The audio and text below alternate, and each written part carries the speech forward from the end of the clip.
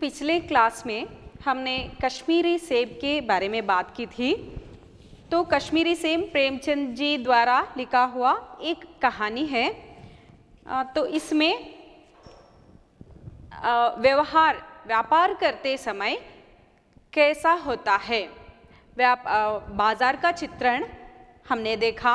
लेखक जी गए थे, कहाँ गए थे? बाजार में गए थे और वहाँ पर कुछ रंगदार गुलाबी सेब नज़र आए। उनके जी ललचा उठा और वे खरीदने के लिए तैयार हो गए।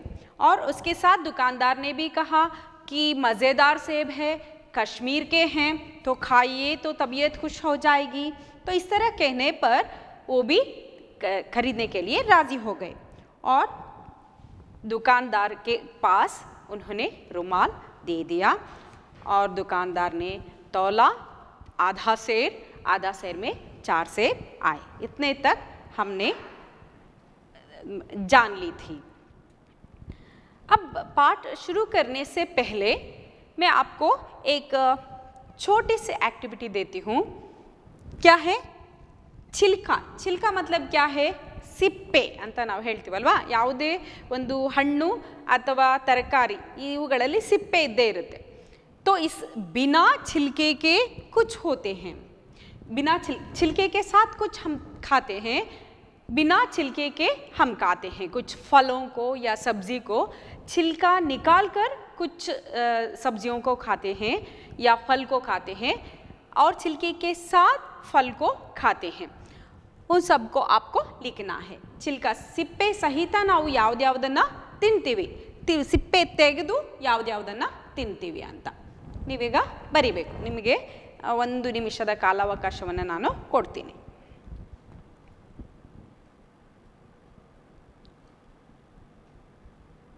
कुछ सब्जियां भी होती है कि हम छिलका निकाल कर पकाते हैं और कुछ सब्जियां ऐसे होती हैं कि छिलके के साथ हम खाते हैं। और छिलके में बहुत सारे विशेष गुण होता है। जिस तरह फल या सब्जी में होता है, उसी तरह छिलके में भी बहुत सारे गुण होते हैं। ज़्यादा से ज़्यादा हमें बिना छिलके निकाले हुए ही खाना चाहिए सभी। लेकिन मैं समझती हूँ कि आपका हो गया है। देखिएगा, बिना छिलके के कौन कौन सी? कटहल, हलसिन हಣ್ಣು सिप्पे सहित ತಿನ್ಬೋದಾ? हो सकता है? नहीं। अनानास नहीं हो सकता। इस तरह के 2 शब्द अगर आप लिखेंगे तो भी ठीक है। तो छिलके के साथ बहुत सारे खेले जो ಬಾಳೆಹಣ್ಣೇನು ಹೇಳ್ತೀವಿ ಅದು ಕೆಲವರು ಸಿಪ್ಪೆ ಸಹಿತ ಕೂಡ ತಿನ್ನೋರಿದ್ದಾರೆ। सामान्यವಾಗಿ ನಾವು ಸಿಪ್ಪೆಯನ್ನು ತೆಗೆದು ತಿಂತೀವಿ। आद्रिंदा बिना छिलके के उसमें लिखना चाहिए आपको। और छिलके के साथ बहुत सारे खाते हैं। आम को भी कुछ लोग छिलके निकाल कर खाते हैं और छिलके के साथ भी खाते हैं। सेब, अंगूर, ये सब छिलके के साथ खाने वाले फल हैं। और कैरेट को भी छिलके के साथ भी खा सकते हैं, छिलके निकाल कर भी खा सकते हैं। तो इस तरह के बैंगन से क्या हम छिलके निकालते हैं? छिलके निकाल के उसके सब्जी बनाते हैं? नहीं, छिलके के साथ ही बनाते हैं। तो छिलके के साथ हो गया। तो 3 अगर लिखेंगे तो आपके लिए 1 अंक मिलेगा। ठीक है, आगे देखेंगे। आगे हम पाठ को शुरू करेंगे। क्यों मैंने ये एक्टिविटी दी आपको आगे पता चलेगा। घर आकर लिफाफा ज्यों का त्यों रख दिया। रात को सेब या कोई दूसरा फल खाने का कायदा नहीं है। फल खाने का समय तो प्रातःकाल है। आज सुबह मुंह हाथ धोकर जो नाश्ता करने के लिए एक सेब निकाला तो सड़ा हुआ था। देखिएगा, तो यहाँ पर लेकर चौथा भूल कर लें। पहली गलती क्या है? उन्होंने बिना सोचे समझे उनसे कह दिया, रुमाल दे दिया कि चुन चुन कर लाना। और दूसरी बार उन्होंने गलती कर दी कि जब दुकानदार तौल रहा था तब भी नहीं देखा। और तीसरी बार क्या गलती कर दी? उन्होंने रुमाल बांधकर दे दिया और तब भी उन्होंने उसको खोलकर देखने की चेष्टा नहीं की। अब चौथी बार देखिएगा, चौथी गलती, घर आकर लिफाफा ज्यों का त्यों रख दिया। क्या है? घर आए, ज्यों का त्यों, देखिएगा ज्यों जब आता है तब त्यों, जब तब ज्यों त्यों, ये शब्द जो है वैसे आते हैं। जहाँ तहाँ, इस तरह के जो शब्द हैं वो वैसे ही आएंगे। तो ज्यों का त्यों ಹೇಗಿತ್ತೋ ಹಾಗೆ, ಏನು ಬಿಡಿಸಿ ಅದನ್ನೇನು ನೋಡಲಿಲ್ಲ, ತೆಗೆದು ಹಾಗೆ मेज पर रख दिया। रात को सेब या कोई दूसरा फल खाने का कायदा नहीं है। तो हम क्या करते हैं, रात में खाने के बाद फल खाते हैं, लेकिन लेखक कहते हैं कि उस तरह के कायदे नहीं है। ಆ ರೀತಿ ತಿನ್ನುವಂಥದ್ದು ನಿಯಮ ಇಲ್ಲ. ಯಾಕೆಂತ ಹೇಳಿದ್ರೆ ಅದರಲ್ಲಿ ಹಣ್ಣುಗಳಲ್ಲಿ ಬಹಳಷ್ಟು protein, vitamin, carbohydrates, fat, calories ಇಂಥದ್ದೆಲ್ಲ ತುಂಬ ಇರೋದ್ರಿಂದ ಅದು ನಮ್ಮ ದೇಹಕ್ಕೆ ಯಾವಾಗ ಅದು ಒಳ್ಳೆ ರೀತಿಯ ಪರಿಣಾಮ ಬೀರುತ್ತೆ ಅಂದರೆ ನಮ್ಮ ಹೊಟ್ಟೆ ಖಾಲಿ ಇರಬೇಕು. ಖಾಲಿ ಹೊಟ್ಟೆಯಲ್ಲಿ ನೋಡಿ, ಖಾಲಿ ಹೊಟ್ಟೆಯಲ್ಲಿ ನೀರು ಕುಡೀರಿ ಅಂತ ಹೇಳ್ತಾರೆ. ಕೆಲವು ಮೆಡಿಸಿನ್ಗಳು, ಯಾವುದು ಆಯುರ್ವೇದ ಮೆಡಿಸಿನ್ ಇದ್ದರೆ ಖಾಲಿ ಹೊಟ್ಟೆಯಲ್ಲಿ, ಯಾಕೆ ಅಂತ ಹೇಳಿದರೆ ಖಾಲಿ ಹೊಟ್ಟೆಯಲ್ಲಿ ಏನೇ ಆಹಾರ ಪದಾರ್ಥಗಳನ್ನು ನಾವು ತಗೊಂಡಾಗ ಅದು ದೇಹಕ್ಕೆ ಬಹಳ ಬೇಗ ರಕ್ತದ ಜೊತೆಗೆ ಅದು ಸೇರಿ ಹೋಗೋದಕ್ಕೆ ಸರಿಯಾಗುತ್ತೆ. ಆದ್ದರಿಂದ फल खाने का समय तो प्रातः काल है। तो यहाँ पर लेखक कहते हैं तो उनके घर में रात में खाने का कोई कायदा नहीं है। अगर रात में खाए होते तो देखते, रात में भी उन्होंने खाया नहीं, तो सुबह प्रातः काल जब खाने के लिए खोला तो क्या हो गया था, हाथ मुंह धोकर जो नाश्ता करने के लिए एक सेब निकाला। देखिएगा कुछ लोग उपवास करते हैं, उपवास करने के बाद ಫಲಾಹಾರ लेते हैं। तो उपवास मतलब क्या है, ಉಪವಾಸ ಅಂತ ಹೇಳಿದ್ರೆ ಬಿನಾ ಖಾಯೆ ರೆಹನಾ, ತಿನ್ನದೇ ಇರುವಂಥದ್ದು. ಎರಡು ರೀತಿಯ ಉಪವಾಸಗಳಿದೆ, ಒಂದು ನಿರಾಹಾರ ಅಂತಾರೆ, ಮತ್ತೊಂದು ಫಲಾಹಾರ. ಅದು ಫಲಾಹಾರ ಹೋಗಿ ಫಳಾರ ಅಂತ ಆಗಿ ಅದು ಏನು ಊಟ ಒಂದು ಮಾಡಲ್ಲ ಅಷ್ಟೇ, ಮತ್ತೆಲ್ಲ ರೀತಿಯದ್ದು ಫುಡ್ಗಳನ್ನು ನಾವು ತಗೊಳ್ತೀವಿ. ಆದರೆ ಅದರ ನಿಜವಾದ ಅರ್ಥ ಏನು ಅಂತ ಹೇಳಿದರೆ ಫಲಾಹಾರ, ಫಲದ ಆಹಾರ ಅಂತ. ಅಂದರೆ ಹೊಟ್ಟೆ ಒಂದು ಹೊತ್ತು ಅಥವಾ ಒಂದು ದಿನ ಪೂರ್ತಿ ನೀರು ಮತ್ತು ಹಣ್ಣು ಇದೆರಡು ಮಾತ್ರ. ಅಂದರೆ ನೋಡಿ, ಹಿಂದಿನವರು ತುಂಬ ಯೋಚನೆ ಮಾಡ್ತಾ ಇದ್ರು. ಒಂದು ದಿನ ಹೊಟ್ಟೆಗೆ ಖಾಲಿ ಬೇರೆ ಪದಾರ್ಥಗಳಿಂದ ಹೊಟ್ಟೆಗೆ ವಿಶ್ರಾಂತಿಯನ್ನು ಕೊಟ್ಟು ಕೇವಲ ಹಣ್ಣುಗಳು ಮಾತ್ರ, ಹಣ್ಣು, ಹಾಲು, ನೀರು, ಈ 3 ಪದಾರ್ಥಗಳನ್ನು ಮಾತ್ರ ದೇಹಕ್ಕೆ ಕೊಡುವಂಥದ್ದು. ಆಗ ಬಹಳಷ್ಟು calories, vitamins, proteins, carbohydrates, fibres ಇದೆಲ್ಲ ದೇಹಕ್ಕೆ ಸಿಗ್ತಾ ಇತ್ತು. ಆದ್ದರಿಂದ ಫಲಾಹಾರ ಅಂತ ಇದನ್ನು ಹೇಳೋದೇ ಹೊರತು ಇದು ಫಳಾರನೂ ಅಲ್ಲ, ಅನ್ನ ಒಂದು ಬಿಟ್ಟು ಬೇರೆಯವನ್ನೆಲ್ಲ ತಿನ್ನುವಂಥದ್ದು ಕೂಡ ಅಲ್ಲ. ಇನ್ನೊಂದು ನಿರಾಹಾರ. ನಿರಾಹಾರ ಅಂತ ಹೇಳಿದ್ರೆ ಆಹಾರವೇ ಇಲ್ಲ, ಪೂರ್ತಿ ಹೊಟ್ಟೆಯನ್ನು ಖಾಲಿ ಬಿಡುವಂಥದ್ದು. ಕೆಲವರು ಸ್ವಲ್ಪ ನೀರನ್ನು ಕುಡಿತಾರೆ, ಕೆಲವರು ಅದನ್ನು ಕೂಡ ಕುಡಿಯೋದಿಲ್ಲ. ಸಂಪೂರ್ಣ ಅವತ್ತು ಕಿಡ್ನಿಗೆ, ಎಲ್ಲ ದೇಹದ ಎಲ್ಲ ಪಾರ್ಟ್ಗಳಿಗೆ ರೆಸ್ಟ್ ಕೊಡುವಂಥದ್ದು ಅಂಥದ್ದು ಕೂಡ ಮಾಡ್ತಾರೆ. ಇದನ್ನು ನಿರಾಹಾರ ಮತ್ತು ಫಲಾಹಾರದ ಅರ್ಥವನ್ನು ನಾವು ಸರಿಯಾಗಿ ತಿಳ್ಕೊಳ್ಬೇಕು. तो इसलिए नाश्ता करने के लिए एक सेब निकाला तो सड़ा हुआ था। सड़ा होना, सड़ा इसका अर्थ क्या है, मैंने आपसे कहा था कि शब्दकोश का इस्तेमाल करना चाहिए। तो मैं समझती हूँ कि आप लोगों ने कुछ मार्क करने के लिए कहा था, मैंने लिखने के लिए कहा था। तो मैं समझती हूँ आप लोग बहुत अच्छे हैं, है ना बच्चों, आप लोग बहुत अच्छे हैं। और आप लोगों ने, मैं समझती हूँ कि मैं बोर्ड पर इसलिए नहीं लिख रही हूँ कि मैंने पहले कहा था कि आप लोगों को शब्दकोश का काम करना चाहिए, डिक्शनरी वर्क ಮಾಡಬೇಕಂತ ಹೇಳಿದ್ದೆ ನಾನು. सो मैं समझती हूँ कि आप लोगों ने शब्द के अर्थों को ढूंढ लिया है। तो इसलिए मैं यहाँ पर शामपट पर नहीं लिखूंगी। तो क्या है, सड़ा होना क्या है, हाड़ागुವುದು, खराब होना। तो 1 रुपये का आकार का छिलका गल गया था। तो एक सेब को निकाला, खाने के लिए निकाल लिए और देखा कि वो सड़ा हुआ था। 1 रुपये, 1 रुपया मालूम है ना, 1 रुपया इस तरह होता है।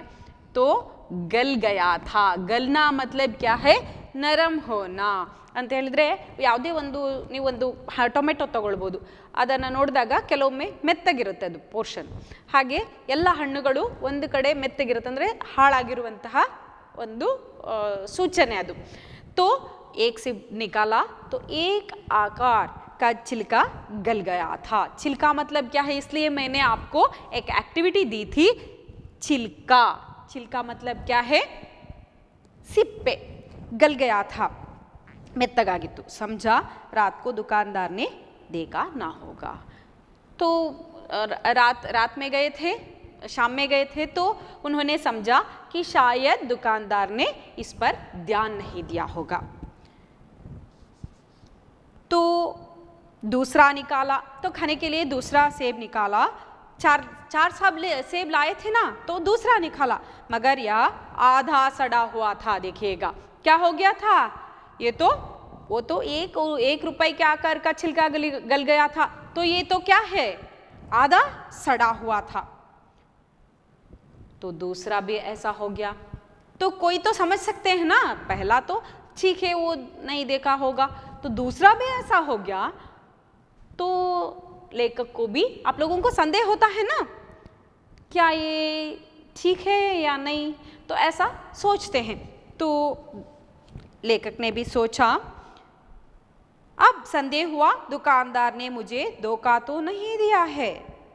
तीसरा सेब निकाला, तो सोचते हुए तीसरा सेब निकाला. यह सड़ा तो ना था, हड़ागिरलिಲ್ಲ, मगर एक तरफ दबकर बिल्कुल पिचक गया था. ಕೆಲವು ಸರ್ತಿ ಎಲ್ಲ ವಸ್ತುಗಳನ್ನು ಒಟ್ಟಿಗೆ ಇಟ್ಟು ಏನಾದರೂ ಒಂದರ ಮೇಲೆ ಒಂದು ಬಿದ್ದರೆ ಏನಾಗುತ್ತೆ? ಹಣ್ಣು ಪಿಚಕ್ನ ಅಂದರೆ ಒತ್ತಿ ಹೋದಾಗೆ ಆಗುವಂಥದ್ದು. ಒಂದು ಕಡೆ ಒತ್ತಿದ ಹಾಗೆ ಆಗಿತ್ತು. चौथा देखा, तो चौथे की बारी आई. अब पहला तो एक रुपए के आकार का छिलका गल गया था, ठीक है. दूसरा आधा सड़ा हुआ था. तीसरा एक तरफ बिल्कुल पिचक गया था. और चौथा देखा, वह यूं तो बेदाग था, मगर उसमें एक काला सुराख था, जैसा अक्सर बेरों में होता है.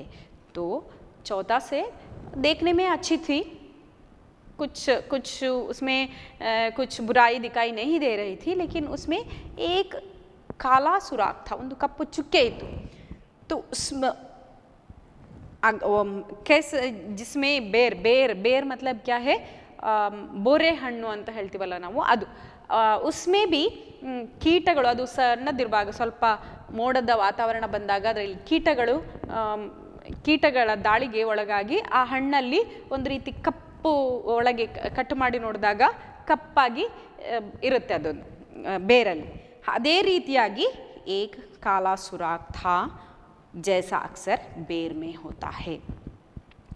काटा तो भीतर वैसे ही धब्बे जैसे बेर में होते हैं. धब्बे मतलब क्या है? ಒಂದು ಹಾಳಾಗಿರುವಂತಹ, ದಬ್ಬ मतलब ಕಲೆ, ಅದು ಒಳಗಡೆ ಹಾಳಾಗಿರುವಂಥದ್ದು ಸ್ವಲ್ಪ ಇತ್ತು.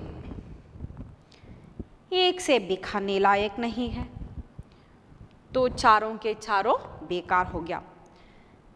चारा ने पैसों का इतना गम ना हुआ जितना समाज के इस चारित्रिक पतन का. तो 4 आने दिए थे इसके लिए, तो इसका तो कोई गम या गम ಅಂದರೆ ಬೇಸರ, दुख. तो गम का विरुद्धार्थक शब्द क्या है? खुशी. गम खुशी. तो इतना तो गम नहीं हुआ लेखक को, लेकिन समाज में जो चारित्रिक पतन होता है उसके लिए उसे बहुत दुख हुआ. ಯಾಕೆ ಅಂತ ಹೇಳಿದ್ರೆ, ಸಮಾಜದಲ್ಲಿ ಯಾರೋ ಒಬ್ಬ ಮನುಷ್ಯ ಏನೋ ಮೋಸ ಮಾಡ್ತಾನೆ ಅಂದರೆ ಅವನಿಗೆ ಶಿಕ್ಷೆಯನ್ನು ಕೊಡ್ಬೋದು. ಇಡೀ ಸಮಾಜವೇ ಆ ರೀತಿ ಆದರೆ, ಸಾಮಾಜಿಕವಾಗಿ ಚಾರಿತ್ರಿಕ ಪತನ ಆಗುವಂಥದ್ದು ಅಂತ ಹೇಳಿದ್ರೆ ಅದು ಬಹಳ ಬಹಳ ಕೆಟ್ಟದು. दुकानदार ने जानबूझकर मेरे साथ धोखाधड़ी का व्यवहार किया. तो जानबूझकर, ये साफ दिखाई देता है कि चारों के चारों से भी खराब निकला. तो ये साफ जाहिर है कि उन्होंने इनके साथ धोखा किया. एक सेब सड़ा हुआ होता तो मैं उसको क्षमा के योग्य समझता. ಒಂದು ಹಾಳಾಗಿದ್ದರೆ ಇರಲಿ, ಏನು ಕಾಣಲಿಲ್ಲ ಇರ್ಬೋದು, क्षमा का योग्य। कभी कभी हम किसी को क्षमा करने में ही भला है, तो किसी ಕಡಿಮೆ ಬಾತ್ ಕೋ ಭೂಲ್ ಜಾನೆ ಮೇ भी ಭಲಾ है. ಒಂದು ಕೆಟ್ಟದಾಯಿತು ಅಂತ ಹೇಳಿದ್ರೆ ಅದನ್ನ ಒಮ್ಮೊಮ್ಮೆ ನಾವು ಕ್ಷಮಿಸಿ ಬಿಡೋದು ನಮಗೂ ಒಳ್ಳೆಯದು ಅವರಿಗೂ ಒಳ್ಳೆಯದು. ಆದ್ದರಿಂದ ನಾನು ಕ್ಷಮಿಸ್ತಾ ಇದ್ನೇನೋ. सोचता उसकी निगाह ना पड़ी होगी, मैं सोचता कि उसकी शायद उसकी दृष्टि उस पर नहीं दी होगी, मगर चारों के चारों खराब निकल जाएं. देखिए ನಾಲ್ಕಕ್ಕೆ ನಾಲ್ಕು ಹಾಳಾಯಿತು ಅಂತ ಹೇಳಿದ್ರೆ ಏನು ಯೋಚನೆ ಮಾಡ್ಬೋದು? ये तो साफ धोखा है, दिखाई देता है धोखा है, मगर इस धोखे में मेरा भी सहयोग था. देखिएगा ये धोखा, जब लोग धोखा करते हैं तो उसे मौका मिलने पर ही धोखा करते हैं. सभी को थोड़े धोखा नहीं देते हैं. ಎಲ್ಲರೂ ಮೋಸ ಹೋಗ್ತಾರಾ? ಎಲ್ಲರೂ ಮೋಸ ಹೋಗೋಕ್ಕೆ ಸಾಧ್ಯ ಇಲ್ಲ. ಕೆಲವರು ತುಂಬ ಚುರುಕಿರ್ತಾರೆ, ತುಂಬ ಜಾಗ್ರತೆಯಿಂದ ವ್ಯವಹಾರ ಮಾಡ್ತಾರೆ. उनके साथ इस तरह धोखे होने की संभावना कम है, लेकिन इस धोखे में मेरा भी सहयोग था. क्यों? 4 बार गलती मैंने कहा है. वो कौन कौन सी गलती किए थे? मेरा उसके हाथ में रुमाल रख देना मानो उसे धोखा देने की प्रेरणा दी. तो प्रेरणा भी क्या है? एक उसके साथ सहयोग देना है. ಏನು ಮಾಡಿದ್ರು? उसके हाथ में रुमाल रख देना. ಏನು ಯೋಚನೆ ಮಾಡಲಿಲ್ಲ, ತಗೊಳಪ್ಪ, ಈಗ ಏನೋ ತುಂಬ ಪರಿಚಯ ಇದ್ದವರಾಗೆ ನೆಂಟರಾಗೆ ಇವ್ರು ಏನು ಮಾಡಿದ್ರು, ತಗೊಂಬ ಅಂತ ಕೊಟ್ಟರು. ಅವನಿಗೆ ಪ್ರೇರಣೆ ಸಿಕ್ತು. ಈ ಮನುಷ್ಯ ಆರಾಮಾಗಿ ಇವರಿಗೆ ನಾನು ಟೊಪ್ಪಿ ಹಾಕ್ಬೋದು ಅಂತ. ಟೊಪ್ಪಿ ಹಾಕೋದಂದ್ರೆ ಅರ್ಥ ಗೊತ್ತಿದೆಯಾ? ಗೊತ್ತಿದೆಯಲ್ಲ ಟೊಪ್ಪಿ ಹಾಕೋದು ಅಂದರೆ? ಟೊಪ್ಪಿ ಹಾಕೋದಂದರೆ ಸುಮ್ಮನೆ ಈಗ ಹ್ಯಾಟ್ ಹಾಕೊಳ್ಳೋದಲ್ಲ, ಇನ್ನೊಬ್ಬರಿಗೆ ಮೋಸ ಮಾಡೋದಕ್ಕೆ ಕೂಡ ಕನ್ನಡದಲ್ಲಿ टोपी हाकोदु अंत हेल्तारे. उसने बांप लिया कि यह महाशय अपनी आंखों से काम लेने वाले जीव नहीं है और न इतने चौकास हैं कि घर से लौट आए. तो ಬಾಂಪ್ ನ ಅಳತೆ ಮಾಡೋದು. ಅವನು ಕೆಲವರನ್ನ ನೋಡಿದ ಕೂಡಲೇ ಅಳತೆ ಮಾಡ್ಬೋದು. ವ್ಯವಹಾರ ಮಾಡುವವರಂತೂ ಪಕ್ಕ ನಮಗೆ, ನೀವು ಅಂಗಡಿಲಿ ಹೋಗಿ ಯಾವುದೋ ಒಂದು ನಿಮಗೆ ಒಂದು ಬಟ್ಟೆ ಹಾಕಿರ್ತಾರೆ, ನಿಮಗೆ ಇಷ್ಟದ್ದೊಂದು ಕಲರ್ ಯಾವುದೋ ನೋಡಿ, ಕೂಡಲೇ ಅಲ್ಲಿಗೆ ಬರ್ತಾರೆ. ಬಂದು ಇದು ನಿಮಗೆ ತುಂಬ ಚೆನ್ನಾಗಾಗುತ್ತೆ, ಇದು ಇವತ್ತು ಬಂದಿದ್ದು, ಇದಕ್ಕೆ ತುಂಬ ಬೇಡಿಕೆ ಇದೆ, ನಿಮಗೆ ಇದು ತುಂಬ ಚೆನ್ನಾಗಿ ಕಾಣುತ್ತೆ, ಇದು ಫಾಸ್ಟ್ ಮೂವಿಂಗ್ ಇದೆ, ಹಾಗೆ ಹೀಗೆ. ನೀವು ಅದನ್ನು ಬಿಟ್ಟು ಇನ್ನೊಂದು ತೆಗೀರಿ, ಆಗ ಅದಕ್ಕೆ ಕೂಡಲೇ ಶಿಫ್ಟ್ ಆಗ್ತಾರೆ. ಇದು ನಿಮಗೆ ತುಂಬ ಚೆನ್ನಾಗಿ ಕಾಣಿಸ್ತದೆ, ನೀವು ಫೇರ್ ಇದ್ದೀರಾ, ನೀವು ಹೀಗಿದ್ದೀರಾ, ಹಾಗಿದ್ದೀರಾ, ತುಂಬ ಹೇಳ್ತಾರೆ. ಹಾಗೆ ಅವರು ಕಸ್ಟಮರ್ನ ಮನಸ್ಸನ್ನು ಅಳತೆ ಮಾಡ್ಕೊಳ್ತಾರೆ. तो बांप लिया कि महाशय अपनी आंखों से काम लेने वाले जीव नहीं है. ಕಣ್ಣಿಂದ ಇವರು ಅಳತೆ ಮಾಡೋದಿಲ್ಲ. और ना इतने चौकास हैं, ಅಷ್ಟೊಂದು ಚೌಕಾಸಿ ಮಾಡಿ ಏನು ಯಾವ ರೀತಿ ಗರ್ಸೆ ಲೌಟಾನೆ ಆಯ್, ಮನೆಯಿಂದ ತಗೊಂಡು ಬರುವಷ್ಟು ಇವರು ಬಂದು ಮತ್ತೆ ವಾಪಸ್ ಕೊಟ್ಟು ಅಂಥದ್ದೆಲ್ಲ ಮಾಡುವಂತಹ ಮನುಷ್ಯ ಇವರಲ್ಲ ಅಂತ ಅವನಿಗೆ ಗೊತ್ತಾಯಿತು. आदमी बेईमानी तभी करता है जब उसे अवसर मिलता है. सभी बेईमानी करते बैठेंगे तो व्यवहार कैसे होगा? तो सभी को वो अगर इसी तरह करता रहेगा तो उनसे कौन लेन देन करेगा? तो उन्हें अवसर मिलना चाहिए. आ ರೀತಿಯವರು ಬರಬೇಕು. ಮೋಸ ಹೋಗುವಂಥ ಮನುಷ್ಯರು ಬಂದಾಗ ಅವನು ಮೋಸ ಮಾಡೋದಕ್ಕೆ ಸಾಧ್ಯ. ಅವನು ಅಂಥದ್ದು ಇಟ್ಕೊಂಡಿರ್ತಾನೆ, ಇಂಥವ್ರು ಯಾರಾದರೂ ಬಂದ ಕೂಡಲೇ ಕೊಡೋದು. तो उसे अवसर मिला, उन्होंने इनके साथ बेईमानी की. तो बेईमानी का विरुद्धार्थक शब्द क्या है? बहुत बार आया है ये. बेईमानी, बेईमान, ईमान. ईमान मतलब प्रामाणिकते, बेईमान अप्रामाणिकते. अप्रामाणिक, ईमान अंद्रे प्रामाणिक, बेईमान अंद्रे अप्रामाणिक. बेईमानी का अवसर देना, चाहे वह अपने ढीलेपन से हो या सहज विश्वास से, बेईमानी में सहयोग देना है. पढ़े लिखे बबुओं और कर्मचारियों पर तो अब कोई विश्वास नहीं करता. किसी थाने या कचहरी या म्यूनसिपालिटी में चले जाइए, आपकी ऐसी दुर्गति होगी कि आप बड़ी से बड़ी हानि उठाकर भी उधर न जाएंगे. तो क्या है? ಬೇಮಾನಿ का अवसर देना, चाहे अपने ಢೀಲೇಪನ್ ಅಂದರೆ ಹೋಗ್ಲಿ ಬಿಡು ಅಂತ ಹೇಳಿ ಒಂದು ನಿರ್ಲಕ್ಷ್ಯ ಅಂತ ಹೇಳ್ತೀವಲ್ವ ಅದು. ಹೋ ಯಾ ಸಹಜ ವಿಶ್ವಾಸ, ಇನ್ನೊಬ್ಬರನ್ನ ನಂಬುವುದು, ನಂಬಿಕೆಯೇ ದೇವರು ಅಂತ ಹೇಳ್ತಾರೆ. ನಾವು ನಂಬಿದರೆ ದೇವರು, ನಂಬಿಲ್ಲ ಅಂದರೆ ದೇವರಿಲ್ಲ. ಅದೇ ರೀತಿಯಾಗಿ ನಂಬೋದು ಬೇರೆಯವರನ್ನು, ಎದುರುಗಡೆ ಇದ್ದವ್ರನ್ನ, ಇಲ್ಲಪ್ಪ ಇವರು ಮೋಸ ಮಾಡೋರಲ್ಲ, ಯಾಕೆ ಮೋಸ ಮಾಡ್ತಾರೆ, ನಾವು ಈ ಕಡೆ ದಿನ ಓಡಾಡೋರು ನಮ್ಗೆ ಯಾಕೆ ಮೋಸ ಮಾಡ್ತಾರೆ ಅಂತ ನಾವು ಅಂಧವಿಶ್ವಾಸದಿಂದ ಕೊಟ್ಟಿರಬಹುದು, ಅಥವಾ ನಿರ್ಲಕ್ಷ್ಯತೆ ನಮ್ಮದಿರ್ಬೋದು, ಅಥವಾ ಇರಲಿ ಬಿಡೋ ಕೊಡ್ತಾರೆ ಅಂತ ಹೇಳಿರ್ಬೋದು. ಏನೇ ಆದರೂ ಕೂಡ ಬೇಮಾನಿ ಮೇ ಸಹಯೋಗ ದೇನಾ ಹೇ. ಅದು ಯಾವುದು, ಮೋಸ ಮಾಡೋದಕ್ಕೆ ನಾವು ಸಹಯೋಗವನ್ನು ಸಾಥ್ ಕೊಟ್ಟ ಹಾಗೆ ಆಗುತ್ತೆ. पढ़े लिखे बबुओं और कर्मचारियों पर तो अब कोई विश्वास नहीं करता. ಓದಿರುವಂಥ ಕಚೇರಿಗಳಲ್ಲಿ ಕೆಲಸ ಮಾಡುವಂಥವ್ರ ಮೇಲೆ ಈಗ ಯಾರೂ ವಿಶ್ವಾಸನೇ ಇಡೋದಿಲ್ಲ. किसी थाने या कचेरी या म्यूनसिपाल्टी में चले जाइए. थाना मतलब ಪೊಲೀಸ್ ಸ್ಟೇಷನ್ ಆರ್ ಮುನ್ಸಿಪಾಲ್ಟಿ, ಇಲ್ಲೆಲ್ಲ ಹೋದರೆ ಎಷ್ಟು ಇಲ್ಲಿ ಹೋಗಿ ಅಲ್ಲಿ ಹೋಗಿ ಅಲ್ಲಿ ಹೋಗಿ ಇಲ್ಲಿ ಹೋಗಿ, ಒಂದು ಸರ್ತಿ ನಾವು ಹೋದರೆ ಇನ್ನೊಂದು ಸರ್ತಿ ಏನಂತ ಯೋಚನೆ ಬರುತ್ತೆ ನಮಗೆ, ऐसी दुर्गति होगी कि आप बड़ी से बड़ी समस्या लेकर भी दूसरी बार वहाँ नहीं जाएंगे. ಇನ್ನೊಂದು ಸರ್ತಿ ಏನೋ ದೊಡ್ಡ ಸಮಸ್ಯೆ ಬಂದರು, ಅಯ್ಯೋ ಬೇಡಪ್ಪ ಸದ್ಯ ಇಲ್ಲೇ ಎಲ್ಲಾದರೂ ಮಾಡಿದ್ರೆ ಮುಗಿಸ್ಬಿಡೋಣ, ಅಲ್ಲಿಗಂತೂ ಹೋಗೋದು ಬೇಡ ಅನ್ನುವಷ್ಟು ಬೇಸರ ನಿಮ್ಗೆ, ಅಷ್ಟು ನಿಮಗೆ ಏನಾದರೂ ಸ್ವಲ್ಪ ಕೊಟ್ಟರೆ ಕೆಲಸ ಆಗುವಂಥದ್ದು ಅನ್ನುವಷ್ಟರ ಮಟ್ಟಿಗೆ ಈಗ ಸಾಮಾಜಿಕ ಪತನ ಆಗೋಗಿದೆ. ಅಷ್ಟು ಬೇಯಿಮಾನಿ, ಈ ಪ್ರಾಮಾಣಿಕತೆಯನ್ನು ನೋಡೋದು ತುಂಬ ಕಷ್ಟ ಆಗಿದೆ. ಪಹಲಾ ಐಸಾ ನಹೀ ಥಾ, ವ್ಯಾಪಾರಿयों की साख बनी हुई थी, यूँ तौल में चाहे चटाक आज चटाक खस ले, लेकिन आप उन्हें 5 की जगह भूल से 10 के नोट दे आते तो आपको घबराने की कोई ज़रूरत ना थी. आपके रुपये सुरक्षित थे. तो पहले ऐसा नहीं था. ಇಷ್ಟೊಂದು ಈ ರೀತಿ ಹಾಳಾಗಿದ್ದನ್ನು ಇನ್ನೊಬ್ಬರಿಗೆ ಹಣಕ್ಕೆ ಕೊಡುವಂಥದ್ದು ಮಾಡ್ತಾ ಇರಲಿಲ್ಲ. ವ್ಯಾಪಾರಿयों की साख बनी हुई थी. ಈ ರೀತಿಯಾಗಿ ಅಂಗಡಿಗಳು ಇರ್ತಾ ಇತ್ತು. ಯೋ ತೋಲ್ ಮೇ ಚಾಹಿ ಚಟಾಕ್ ಆದ, ಚಟಾಕ್ ಅಂತ ಹೇಳಿದ್ರೆ ಒಂದು ಸೇರನ್ನು ನಾವು 16 ತುಂಡು ಮಾಡಿದ್ರೆ ಆ 16ರಲ್ಲಿ ಒಂದು ತುಂಡು ಏನಿದೆ ಅದನ್ನು ಚಟಾಕ್ ಅಂತಾರೆ. ಅಷ್ಟು ಒಂದು ಸ್ವಲ್ಪ ಆಚೆ ಈಚೆ ತೋಲ್ನ ಇದು ಯಾವುದು ತರಾಜು, ಅದರಲ್ಲಿ ಅಳತೆ ಮಾಡುವಂಥದ್ದು, ಅದರಲ್ಲಿ ಒಂದು ಸ್ವಲ್ಪ ಹೆಚ್ಚು ಕಡಿಮೆ ಮಾಡಿದರೂ ಕೂಡ 5 की जगह बोल से 10 के नोट दे आते तो आपको घबराने की कोई बात नहीं थी. ಹೆದರಬೇಕಾಗಿರಲಿಲ್ಲ. आपके रुपये सुरक्षित थे. ನಿಮ್ಮ ಹಣ ಸುರಕ್ಷಿತವಾಗಿರ್ತಿತ್ತು. मुझे याद है एक बार मैंने मुहर्रम के मेले में एक दुकानदार से एक पैसे की रेवड़ियाँ ली थी. ಒಂದು ನನಗೆ ನೆನಪಿರುವ ಪ್ರಕಾರ ಮೊಹರ್ರಂ ಹಬ್ಬದಲ್ಲಿ ಒಂದು ಸರ್ತಿ ನಾನೇನು ಮಾಡಿದ್ದೆ, ರೇವಡಿಯ ಅದೊಂದು ಸ್ವೀಟ್ ಉಸೆ ಲಿ ಥಿ और पैसे की जगह अटन्नी दे आया था. ಪೈಸಾ ಕೊಡೋ ಬದಲು ಎಂಟಾಣೆ ಅಂತ ಹೇಳಿದ್ರೆ 50 ಪೈಸಾ, 25 ಪೈಸಕ್ಕೆ 4 ಆಣೆ ಅಂತಾರೆ, 50 ಪೈಸಕ್ಕೆ 8 ಆಣೆ ಅಂತಾರೆ, ಹಾಗೆ 75 ಪೈಸಕ್ಕೆ 12 ಆಣೆ ಅಂತ ಕರೀತಾರೆ.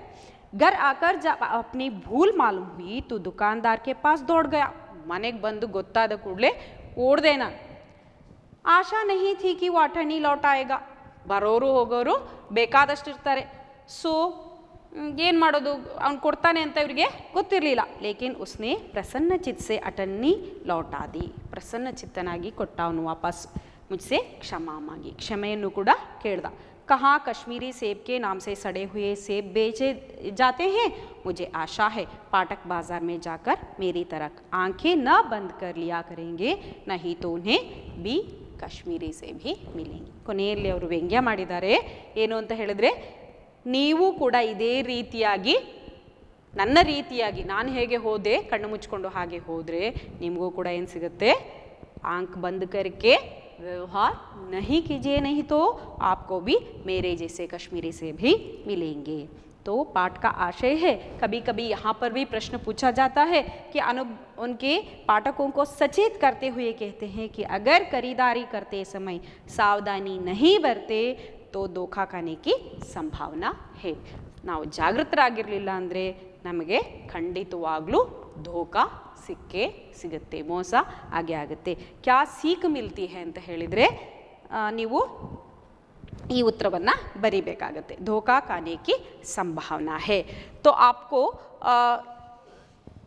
आसानी से एक प्रश्न के उत्तर मैं आपको अब समझाऊंगी कि देखिएगा सेब की हालत कैसी थी. इस प्रश्न के लिए आप देखिए, पहला सेब क्या था, 1 रुपए के आकार का छिलका गल गया था। दूसरा सेब कैसा था? कैसा था? आधा सड़ा हुआ था। और तीसरा सेब कैसा था? देखिएगा यहाँ पर दिखाई दे रहा है क्या, है ना? तो क्या हो गया था? एक तरफ पिचक गया था, दबकर पिचक गया था।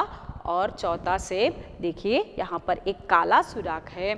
तो बेर में जैसा होता है वैसा काला सुराख यहाँ पर है। तो चारों के चारों क्या है? खाने के लायक चीज नहीं है। तो आपको यहाँ पर आया था, इसको कहते हैं अर्धविराम। जो अर्धविराम है वो अब अल्प विराम से कुछ अधिक, पूर्ण विराम से कुछ कम जब हम समय देते हैं वाक्य क्या है पढ़ते समय, तब इसका उपयोग होता है। और एक एक्टिविटी आपको अभी नहीं है, बाद में कीजिएगा, लिखिएगा कायदा, या नहीं तो मार्क भी कर सकते हैं। लिफाफा, बेदाग, मेवा फरोश, निगाह। इसको आपको क्या करना है? डिक्शनरी में जैसा होता है ना, पहला शब्द जो होता है, पहला मतलब आई ई से क्ष तक, उसके हिसाब से आपको एक के बाद एक रखना है, ठीक है? और एक दूसरा दुकान, बाजार, दो शब्द मैंने यहाँ पर लिखा हुआ है। न अंत्याक्षरी के जैसा, न के बाद दुकान, न के बाद नाग, नरम, इस तरह के शब्द लिखिए। 4 शब्द लिखिएगा। उसके बाद बाजार, र से कुछ शब्दों को उसके नाग न बनाते हैं, नाग, ग से गणपति, ती से तिल, इस तरह बनाना है आपको। यहाँ देखिएगा र गा ज, तो इसको मिलाने से क्या होता है? गा ज र, दा में ज र, ये क्या है? बोलेगा मजेदार। तो आपको ये सब एक्टिविटीज कीजिएगा। आप एक एक एक्टिविटी के लिए एक एक अंक आपको मिलेगा। आप बाद में गिनती कर लीजिएगा कि आपको कितने अंक यहाँ पर मिला है। तो मैंने सभी प्रश्नोत्तर को पाठ के समय में ही आपको बताया है। और अनुरूपता यहाँ पर देखिएगा, केला पीला रंग है तो सेब गुलाबी रंग या लाल रंग, सेब फल, गाजर सब्जी, नागपुर संतरा कश्मीरी, सेब, कपड़ा नापना, टोमेटो तौलना। और क्या है? लेखक चीज़ें खरीदने कहाँ गए थे? बाजार में गए थे। लेखक को क्या नजर आया? गुलाबी सेब सजे हुए नजर आए। लेखक का जी क्यों ललचा उठा? गुलाबी रंगदार सेब सजे हुए नजर आए, इसलिए उसका जी ललचा उठा। टोमेटो किसका आवश्यक अंग बन गया है? भोजन का आवश्यक अंग बन गया है। स्वाद में सेब किससे बढ़कर नहीं है? आम से बढ़कर नहीं है। रोज एक सेब खाने से किनकी जरूरत नहीं होती? डॉक्टर की जरूरत नहीं होती। तो मैं समझती हूँ कि आपको ये कश्मीरी सेब में कोई भी समस्या नहीं है। तो आपको पाठ पूरी तरह से समझ में आया होगा। धन्यवाद सुनने के लिए। आप परीक्षा में अच्छी तरह से इस पाठ के प्रश्न के उत्तर को लिखिए। धन्यवाद।